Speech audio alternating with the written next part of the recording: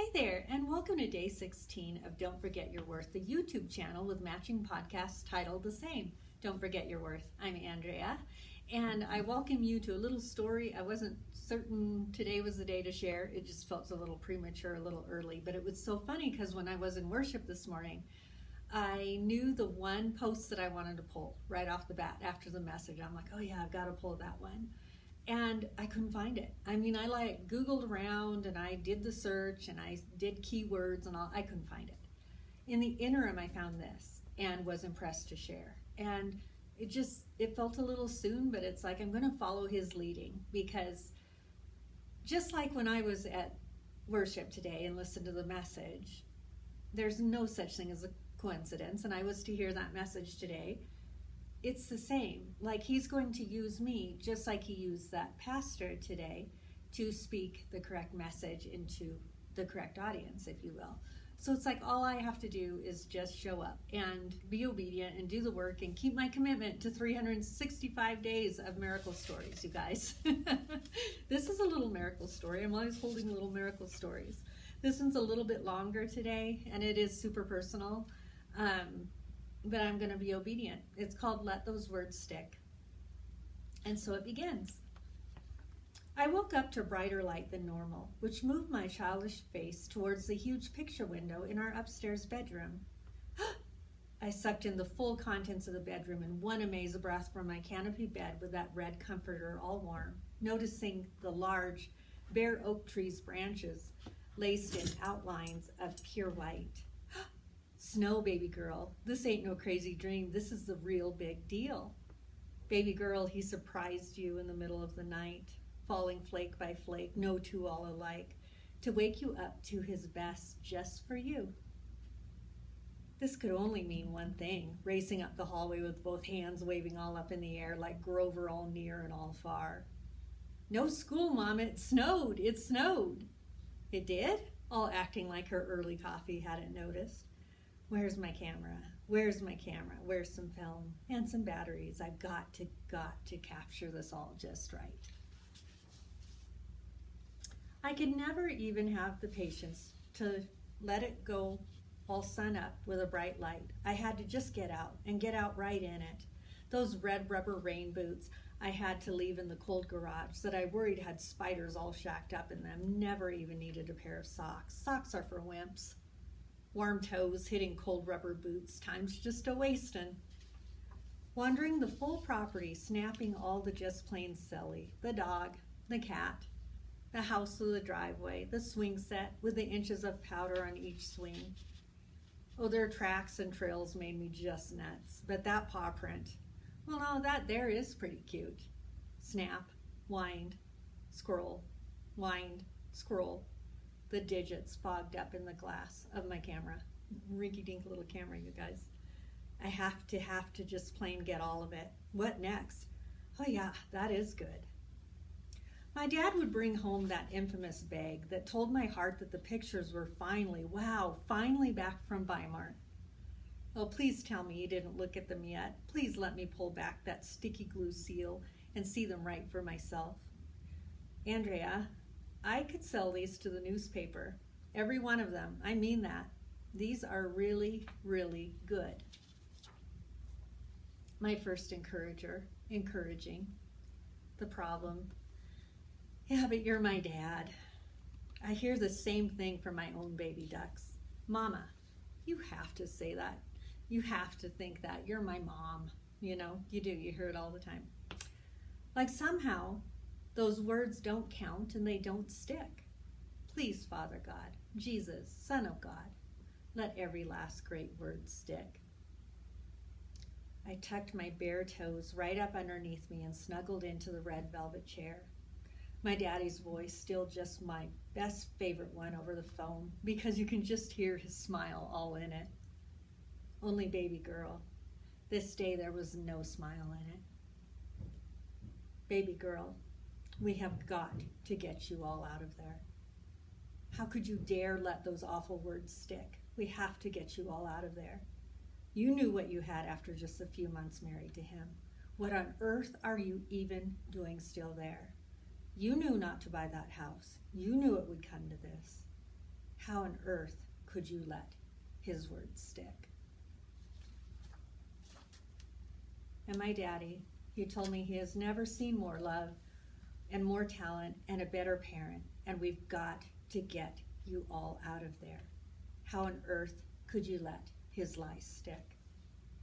The tears poured like rain, and I am so sorry, and I am so sorry to even let this man. I am so sorry, I am so sorry, I am so sorry. I did not know.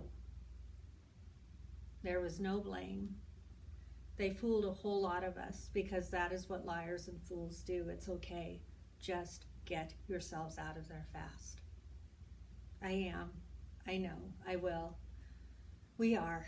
I am so sorry. I am so sorry. Don't be sorry. Just get yourself out. And he says, you know that I love you to pieces, but let us show you what good people look like. Baby girl, if you could know how the Lord weeps right with you. He shows you daily what love is and what love isn't. You've known all along. The best thing about me is actually a dangerous thing about me. It allows me to love and trust all naive. I love so much goodness that I toss it right on to others and ascribe love and goodness immediately out of the gates. Baby girl, their character needs to flat show, and your trust, that needs to be earned. So I learned the hard way that I have to look for signs of the Spirit. There's 9 of them. We'll talk about that. You will know mine by the fruits of the Spirit, he says. Let the Holy Spirit within you discern. Trust you. Trust yourself. Trust your ability to discern. I have a mama who prays revelation and protection over us near every day. The quote problem is that prayer really works. The protection, fantastic and timely. The revelation, well, shoot. Ouch, mama, that hurt. And the scriptures and prayers, they roll in one by one. And there is no guilt. There is no condemnation. There is no shame. You were brave, girl, for just showing up. You were brave in the way that you loved. Jesus seems to think that it's okay to say that we really messed up. And with that confession alone, even good-intentioned people will offer up just the craziest things to say to point out how we've possibly messed up. Be careful which words stick. The most common, and then a colon. He should have dated longer, because then the paranoia and the temper and the habits and his unfaithfulness and his debt would have shown up and come out. No. No amount of time is too long for a fool that is fooling you to fool you. And I'm going to read that again. It actually was the meme tile of this post. It read, no amount of time is too long for a fool that is fooling you to fool you. Do you see the redundancy? I mean, it's just unbelievable. The real solution, he should not have sinned. It isn't my job to try and investigate out the sin. It is their job, my job, and your job not to sin in the first place. It's not funny to trick people.